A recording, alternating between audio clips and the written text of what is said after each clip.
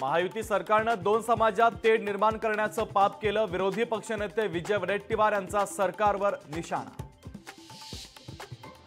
चोरलेलं चिन्ह परत करा आणि लढा, मग दाखवतो, संजय राऊतांचं मुख्यमंत्री शिंदे यांना आव्हान।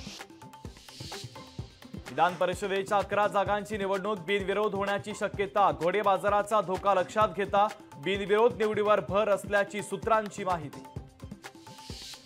पंतप्रधान मोदी पेपरफुटी थांबवू शकले नाही। भाजपनं शिक्षण व्यवस्था ताब्यात घेतली। राहुल गांधी यांनी सरकारला धरलं धारेवर।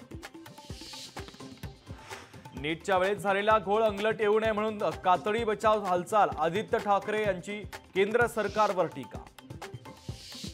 अजित पवार थोडे दिवस मस्ते आले तरीही चाललं असतं रामदास कदमांचा घरचा आहेर। दादांची कृपा म्हणून वाचलात नाही तर हिमालयामध्ये जप करायला जावं लागलं असतं। रामदास कदम यांच्यावर मिटकरींचा पलटवार। आदित्य ठाकरेंच्या बालेकिल्ल्यात मनसेची बैठक। अमित ठाकरे वरळीतून विधानसभा लढण्याची शक्यता। विधान परिषद निवडणुकीच्या पार्श्वभूमीवर महाविकास आघाडीची बैठक। निवडणुकीच्या रणनीतीच्या संदर्भात चर्चेची शक्यता। ठाणे, पालघर, रायगड, भंडारा जिल्ह्यात पावसाचा ऑरेंज अलर्ट जारी। नागपूर आणि रत्नागिरी जिल्ह्यात मुसळधार पावसाची शक्यता।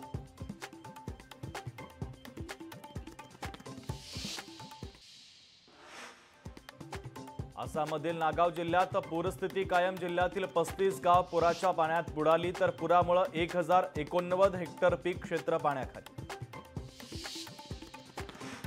हैदराबादहून मलेशियाला जाणाऱ्या विमानाच्या इंजिनमध्ये बिघाड झाल्याने विमानाचं इमर्जन्सी लँडिंग। दिल्लीत धर्मेंद्र प्रधान यांच्या निवासस्थानाच्या बाहेर आंदोलन। नीट परीक्षेतील घोटाळ्याच्या संदर्भात चौकशी करण्याची मागणी। काँग्रेसच्या कार्यकर्त्यांना दिल्ली पोलिसांनी घेतलं ताब्यात। 25 जूनला काँग्रेस पक्षाची दिल्लीत एक महत्त्वाची बैठक। विधान परिषद निवडणुकीच्या संदर्भात उमेदवार निश्चितीच्या संदर्भात होणार चर्चा। बच्चू कडू यांच्याकडून महावितरणाच्या अधिकाऱ्याची शाळा। शेतातील नादुरुस्त डीपीबाबत बच्चू कडू आक्रमक। पोलीस भरतीच्या विरोधातील आंदोलनाला धंगेकरांचा पाठिंबा। धंगेकरांनी घेतली आंदोलक उमेदवारांची भेट। रस्त्यावर उतरत आंदोलनाचा दिला इशारा। शुक्रवारी छगन भुजबळ वडीगोद्रीला जाणार। लक्ष्मण हाके आणि नवनाथ वाघमारे यांची छगन भुजबळ घेणार भेट। नांदेडमध्ये ओबीसी समाज आक्रमक। लक्ष्मण हाकेंच्या उपोषणाला पाठिंबा देण्यासाठी आंदोलन। नाशिकमध्ये शिवसेना उद्धव बाळासाहेब ठाकरे पक्षाच्या बाळू कोकणे यांच्यावर दुसऱ्यांदा हल्ल्याचा प्रयत्न। हल्लेखोरांचा शोध घेऊन कारवाईची मागणी।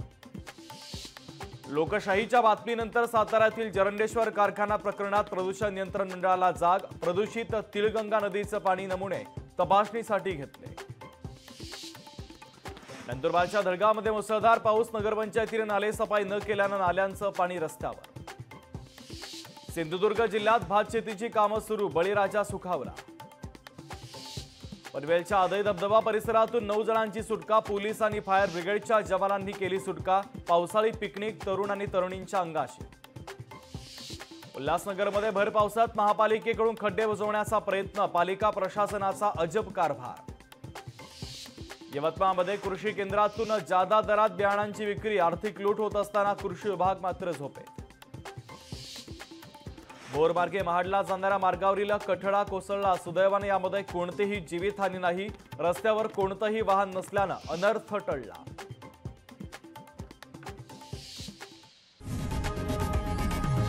लोकशाही मराठी ऐका, पहा, जागरूक रहा।